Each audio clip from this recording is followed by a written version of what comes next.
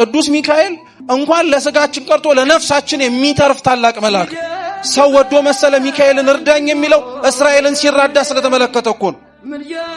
ሰው ወዶ መሰለ እንዴ ሚካኤልን እንኳን ማብላትና መታደግ ቀርቶ የእግዚአብሔርን መንግስት አውርሰኝ ብለን እኛ ሚካኤልን ልጠይቀዋለን። ሚካኤልን ሰው እኮ ወዶ አይደለም በነገራችን ላይ ሁሉንም ነገር የሚለምን።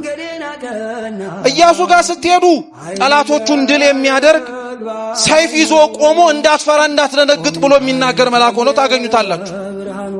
ኦሪት ዘፍጥረት ምዕራፍ 16 ላይ ብትፈልጉት ከአጋር ጋር ልጇን ይዛ ስትሰደድ አይዞሽ አትፍሪ ብሎ ሲያበላት ሲያጠጣት ያለ ሰው ወዶ መሰለ ሚካኤልን እንጀራ የሚለምነው አጋርን ሲያበላት ስላየኩ።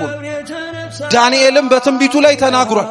ከዋነኞቹ አለቆች መካከል አንዱ ሚካኤል ምን ሊያረጋይ መጣ ብሎ ሊረዳይ መጣ ብሎ። ሚካኤልን በምኑ ታውቁታላችሁ ከተባላችሁ በንግግሩ ነው የምታውቁት። ሚካኤል በንግግሩ ይታወቃል።